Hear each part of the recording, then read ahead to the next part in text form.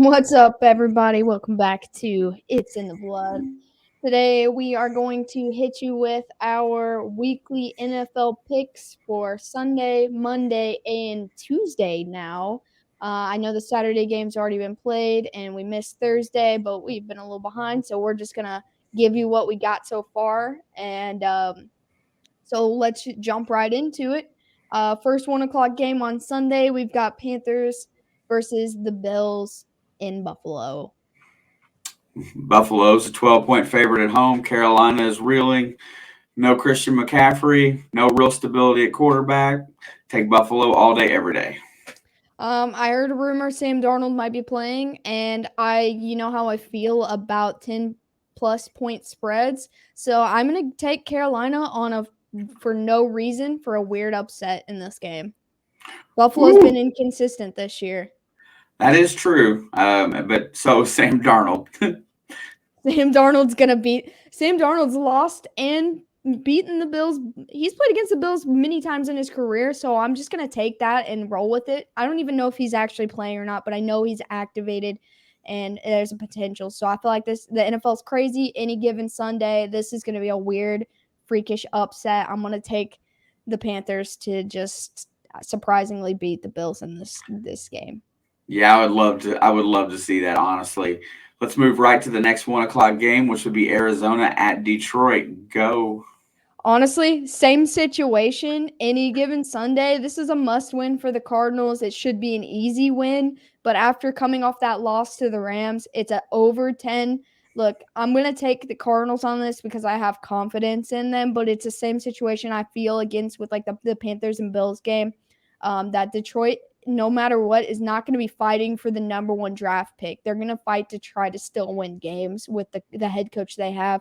So I feel like this is the Lions are going to cover the spread on this game, but it should definitely be a blowout with Arizona.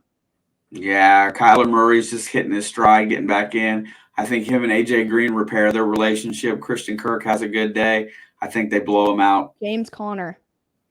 Yeah, I think he's limited on what he's going to do this weekend. I think he's only going to play red zone, but that's okay too. I'm still all about that.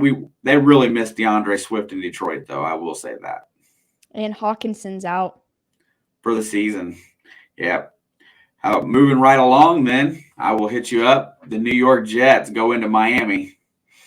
Oh, this is such a stupid game that the Jets could win. Like, I feel like teams like Detroit, the Jets, the Falcons, even maybe the Texans, but I don't want to add them to that, are going to be home wreckers for the rest of the season. They could win games, but I think Miami runs full with a full head of steam, gets through the Jets, and continues moving forward on this win streak they're on. I don't know what the point spread is. I know it's close to 10, like 9.5 maybe, but I'm going to just roll with the Dolphins on this one. It is 9.5. You're correct. I like the Dolphins to win this game, but I think Tua has a little bit of a step back in this AFC East matchup.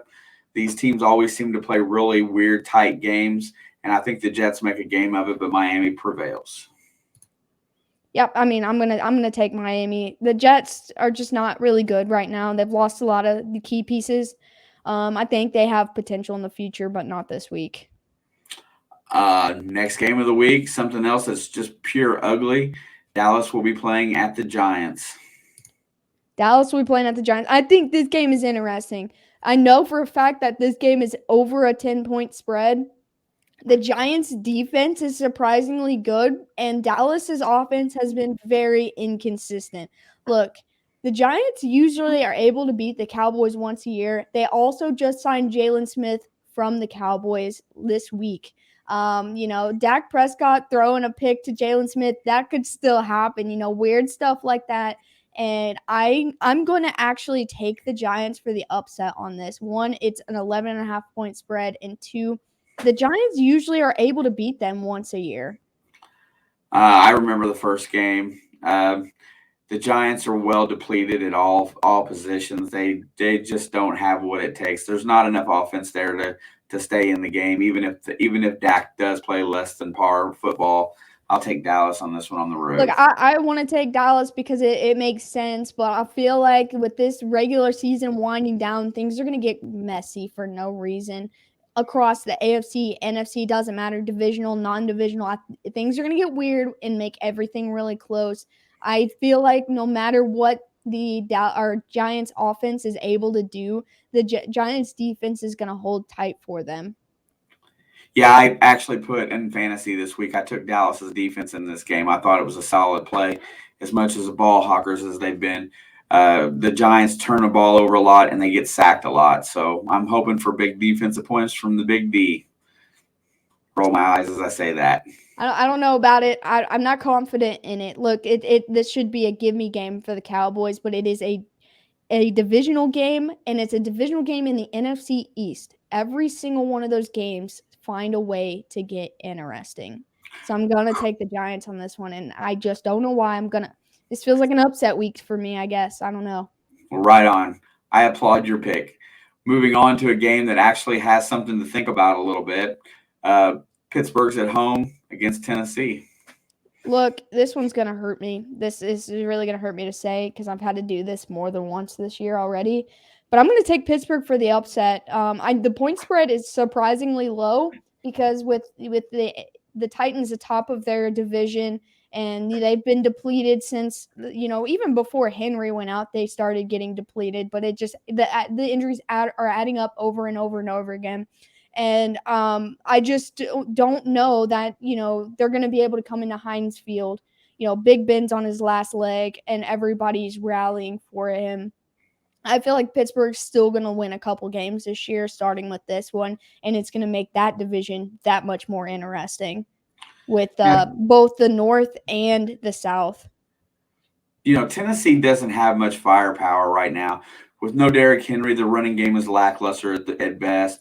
And they do have Julio Jones back in it's the secondary, but Minkah Fitzpatrick is an overmatch for Julio Jones against Ryan Tannehill. I think it's a no-brainer this week. I take Pittsburgh at home for the win. It hurts my soul to say so. Yeah, it hurts me, but if I had to pick a quarterback to start in fantasy, my two options this week were Tannehill and Roethlisberger. I would take Roethlisberger. I would too if that was my choices. Now going back to the next one. We're looking at the king of ugly here. The 2-11 Houston Texans visit the 2-11 Jacksonville Jaguars with a new coach. Listen, why are they even playing this game? Like, draft picks, why are they even playing this game? Seriously. I'm going to take the Jags to win by probably 10. I feel like the Jags feel freed. There's a weight lifted off their chest. They're going to let Trevor Lawrence run the rest of the season and just see what he can do. I think they're going to let him have fun and just enjoy the rest of his rookie campaign. And I feel like we're going to get a slight hint of Clemson Trevor Lawrence, they're going to let him just run wild, try not to get hurt, and get through this game, get through the rest of the season, and without too many beatings. Hopefully James Robinson comes back after the benching of Urban Meyer. And if James Robinson is their starting running back, I'm going to take them anyway. But I feel like with Urban Meyer gone, this is going to be an open.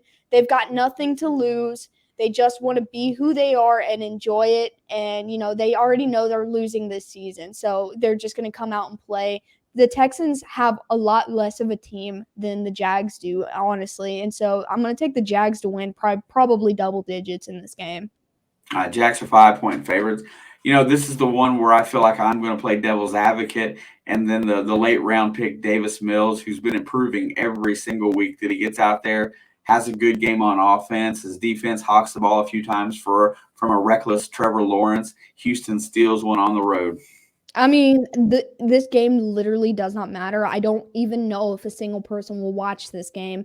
And so, no offense to Jags fans and no offense to Texans fans, but I know both of your fan bases are agreeing with me right now. This is a boring game. Actually, it's probably going to be an exciting game, but this is a game that no one wants to watch. I feel like it'll be a fun game for these teams to play, a back and forth cat and mouse kind of game. But I just feel like they're going to try to exploit all of Trevor Lawrence's strengths in this to help him grow moving forward. Fair enough. That moves us into the 4:05 games. Atlanta will be playing at San Francisco. And this is exactly what I was saying. They're under a 10-point favorite. So realistically, I should just feel like the 49ers are going to come in and win this game.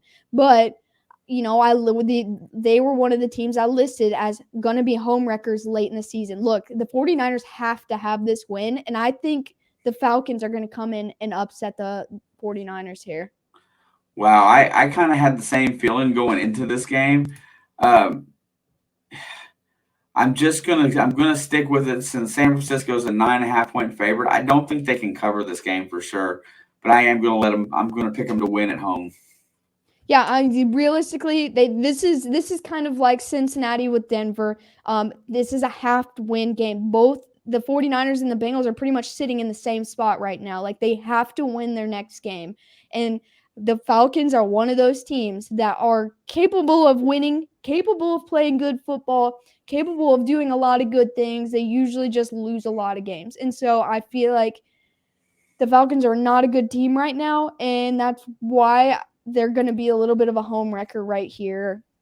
They're going to go into San Francisco and get a unnecessary win. Funny you should say that. I mean that I agree. I kind of agree with you. I just wanted to be devil's advocate there. When I'm looking at my list of games and I'm at the 405 mark, they do not list the Bengals Denver game. So go ahead and start on that one. Oh, well, it has it listed on mine. Let's see. It looks like Denver is a 3-point favorite at home, which I think is fair to give them 3 points. Just playing at Mile High is tough, the air environment, But I think I'm still going to take the Bengals because, look, both of these teams are in the exact same situation right now. The only difference is Cincinnati has more divisional wins. So this is a must win for both of these teams. But I just think Cincinnati is the better team. Look, they're not going to have a Woozier. They're probably not going to have Reef. There's a couple key guys, but look, Joe Burrow's got that mentality. He's got more of a drive right now than I feel like Teddy Bridgewater has. And he protects the football a little bit better. Not a whole lot because he's still young and a little reckless because he's a player. He's a baller. But I think I trust the Cincinnati defense. I think I trust in Joe Burrow. I trust in the run game. I trust everything. And look, the Broncos, have lost their number one running back. They're playing a rookie who's playing tremendously well, but he's dealing with like illness or injury or something. So I don't think he'll be 100%.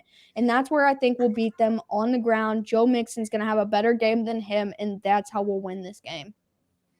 Don't even have to say anything else. Every point that I wanted to hit there, you kind of touched on.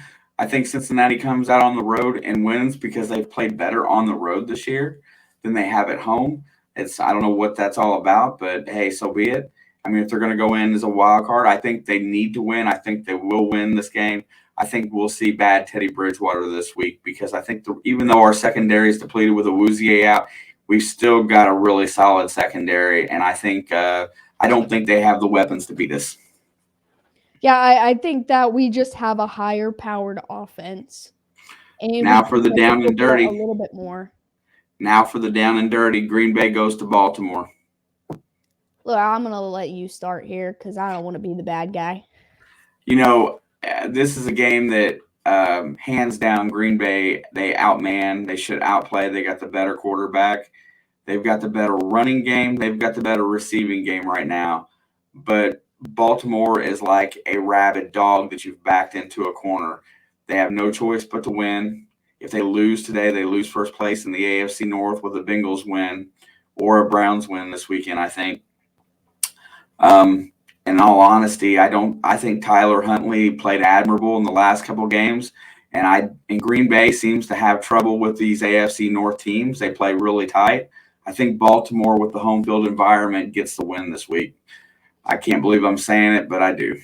All right. Yeah, I just wanted I knew that we were close to on the same page here, and so I wanted you to be the bad guy, and I just want to make like an exclusive I'm sorry to the Grassy Posse that are part of the It's in the Blood family. I don't want to hurt your guys' feelings. I think the Packers are probably a top 3 if not the best team in football right now, and I 100% believe that.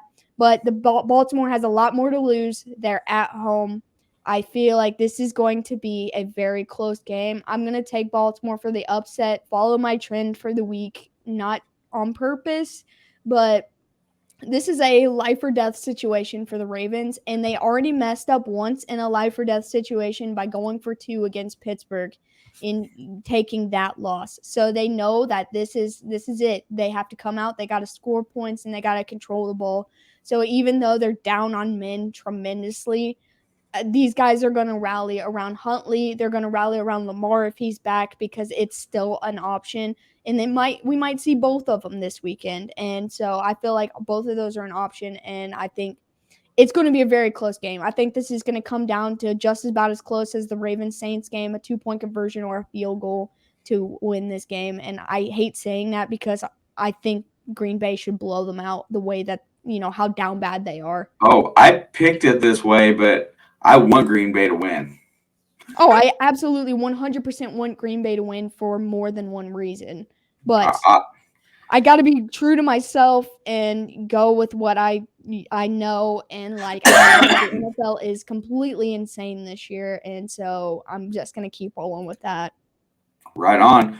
Well, that brings us to the 8:25 game, which in your heart of hearts, is New Orleans at Tampa Bay. Yeah, and this one I don't even care who I offend. No offense, but Sean Payton, whether what he's not going to be there. Look, he's out with COVID, but they put their defensive coordinator in to make the play calling.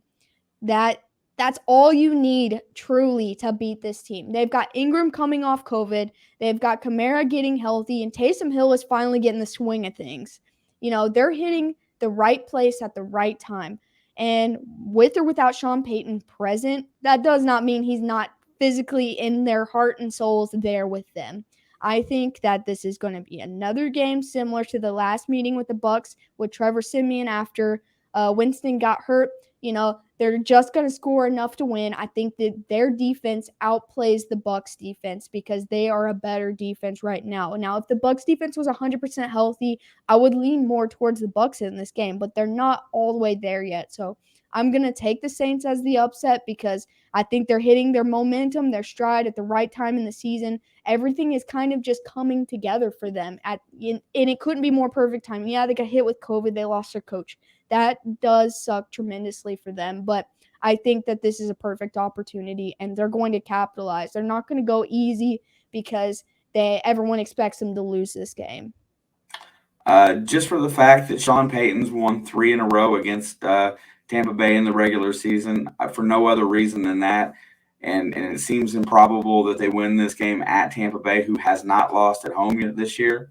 Screw it. I'll take the Saints as well. I think they're on their uptick. Saints are going to make the playoffs. I'm so glad you're on the same page as me for that one. All right, so that wraps up Sunday. Let's roll over to Monday. Our first early game, which is our first postponed game, is the Raiders head to Cleveland. And look, we're going to pretend like nobody's on the COVID list because at this point, there could be different players on the COVID list by the time we get there. So just looking at both of these two teams, go ahead. As much as I would like to say Cleveland has the better team, I think Derek Carr is the better leader. Right now, I have no confidence in Mayfield.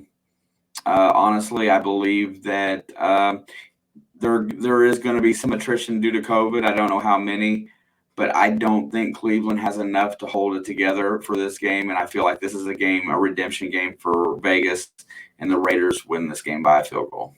Yeah, the Raiders win this game. They're back to 500, and they're still relevant somehow in the playoffs because of how weird the AFC's been, and which would make Cleveland fall to 7-7, also 500. But I said this before in past live streams that were recent that I picked the Raiders to win this game before they got hit with a single COVID case, and so I'm going to roll with that. I know it's in Cleveland, but they've lost games in Cleveland this year. It's not that they're a better home, a better away team. It doesn't matter. Look, Myles Garrett will be a problem for Carr, but I feel like all they have to do is contain him. They don't have to stop him, just contain him to be able to give Carr, an extra 1 second to make a good decision. The man can kill you on the deep ball. He can kill you on the short game. He's not a top 5 quarterback, but he's not a bottom 5 quarterback either. He's steady enough that I think they can pull off a win. They've lost too many games, in the recent weeks that it's time for their bounce back. It may not mean anything, but this is going to be a win for the Raiders, in my opinion. Next game we got is the Monday Night Football game. The 6-7 Minnesota Vikings travel to the 4-9 Chicago Bears. For some reason, something's telling me Chicago's going to win this game. I don't know why. Like, realistically, like I said, the Vikings should win this game, but I'm going to take Chicago for no reason other than, usually most teams split their divisional matchups. Not every year do you sweep your opponents, like Detroit did it. So I think Chicago can do it too. I think Chicago's a better team than Detroit right now, even though Detroit has good players when healthy. But I'm just going to take Chicago for the upset. Matt Nagy's going to have a game. I know Andy Dalton is on the COVID list, so Nick Foles is going to be the backup in case Justin Fields gets hurt. But put Nick Foles in. I don't care. I trust Nick Foles. Nick Foles has played in Super Bowls and won. I don't care about that. He's won big games for the Bears. I think either quarterback they put in is Justin Fields is getting comfortable finally. And even if he does go down for whatever reason, Nick Foles can run that offense. And regardless of what happens, their playmakers are starting to play like playmakers, and with David Montgomery in the lineup, they are a force to be reckoned with, at least on the ground, even though Dalvin Cook's a stud and there's a lot of stud receivers on Minnesota. I'll take Chicago at home too. Tuesday at 7 o'clock, the Seattle Seahawks go to the Los Angeles Rams. Almost couldn't get it out. All right, for the only reason I'm taking this is because they're at home, and part of me thinks Seattle could potentially win this game, but it's in Los Angeles, in the NFC West game, divisional game. I have to take the home team no matter what, because that is my rule, so I'm going to take the Rams to continue pushing forward in their playoff race, and I'm not going to give any more explanation because deep down, part of me still thinks Seattle might win this game, so I think it's going to be a close game for no reason, but the Rams are going to take the win. I believe so as well. I think the Rams win this game. Stafford seems to be playing better ball on the uptick lately. And even though Russell Wilson's coming to play, I don't think they have enough weapons on defense to slow them down enough. I don't think they have anybody that can stop Cooper Kupp. Yeah, and if they stop Cooper Kupp with a double team, OBJ is back off the COVID list. And they've got Henderson and Sony Michel, both great backs for them this year. So I just think they're the better team right now. So the Rams all the way. Fair enough.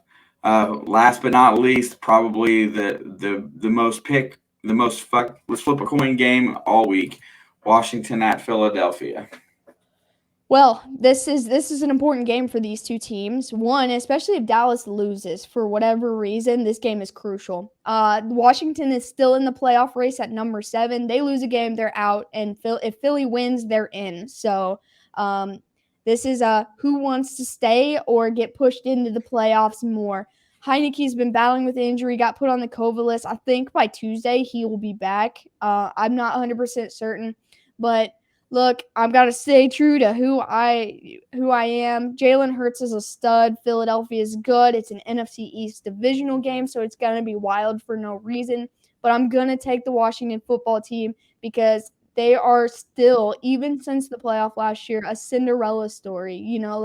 They are the team that shouldn't win, but keeps finding ways to get there. And so I see them continuing making this playoff run and winning this game. I don't know how they're going to do it, but they're going to come together as a team, come together as a family, and push together and get through this game. Wow. I don't have a dog in this hunt. I feel like both teams are capable of winning this game. Both teams are capable of pissing this game away in the wind like nothing. I'll take the Eagles at home and for no reason. Yeah, I mean, like you said, it's a flip a coin game, and I think the Eagles should win. They played really well at home, but it's a divisional game and the most crazy division in football in terms of divisional games, in my opinion. So I'm gonna just stick with my boys, my underdog boys, and somehow rallying and make this. They have no business winning based on what's happened to them so far this season to come home. To bring a W home with them. Well, And we'll mark all them down, and we'll check them off later in the week. We need to knock this thing off really quick. We're at 25 minutes. It just doesn't seem like this ever goes really fast when we do it, but that's where we stand this week. I hope everybody enjoyed. Hit the like button, subscribe, and share, and be sure to catch Alex tomorrow night. And I'll be in here at 4:25. Oh well, that won't be the case because this will come out Sunday morning. So later today we'll be back broadcasting football games tonight. Hope to see you all there. What do you got? yeah, I was just gonna say the Bengals play at 4 o'clock today. Be sure to hop in, support him, hit that like button, share it, smash the subscribe button. We've got a big giveaway coming soon, and you know what to do. We will see you guys on the next one.